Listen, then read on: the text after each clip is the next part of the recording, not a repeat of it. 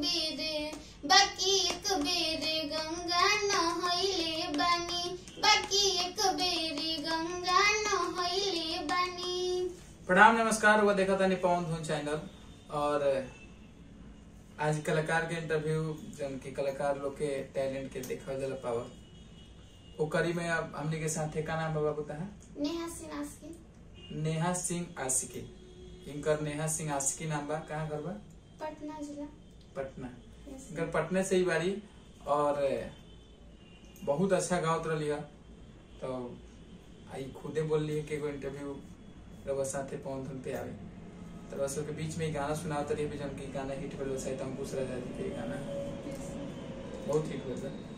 नमस्कार प्रणाम, हम नेहा सिंह आशिकी और आज हम आए हुए हैं पवन सर के स्टूडियो में और मैं आप लोग के बीच एक गाना सुनाने जा रही हूँ और अच्छा लगे तो लाइक जरूर कीजिएगा।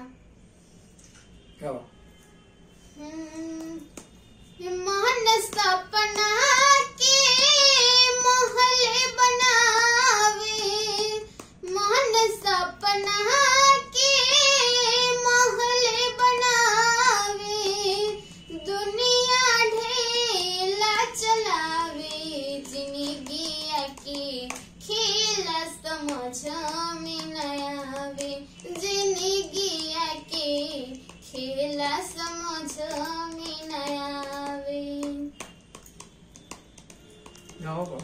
इतने बजाओ मत। समय हंसावे समय रोवावे, समय ही नाच नचावे, समय हंसावे समय रोवावे, समय ही नाच नचावे, जाने बुझ के ना कोई माली, जाने बुझ के ना कोई माली, आपन बगिया जलावे, जिंदगिया के खेला समझ में न आवे, जिंदगिया के खेला समझ में न आवे। बहुत ही अच्छा गाओ तारू। और को ने वो गाना सुना था।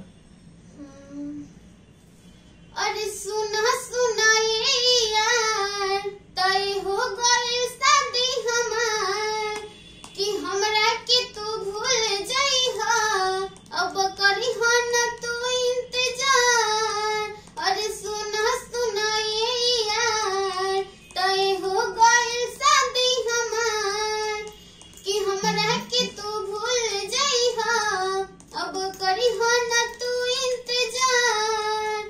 जातारू जानत सुना एक बेर मीटिंग करा के जा, जातारू जानत सुना एक बेर मीटिंग करा के जा, जाए से पहिले ससुरवा अपना सखी से सेटिंग करा के जा जा जा, जाए से पहिले ससुरवा अपना सखी से सेटिंग करा के जा। उन्हीं को होली के गाना गाओ, होली के सीजन चलता है।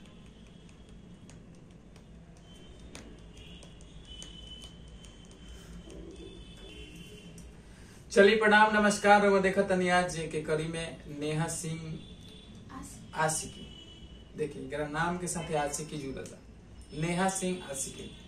और अभी गाना आज पवन जी के, फिर खेसारी जी के, फिर अंकुश जी के, तीनों लोग के गाना गैली। बहुत ही अच्छा गैली और अच्छा लगा।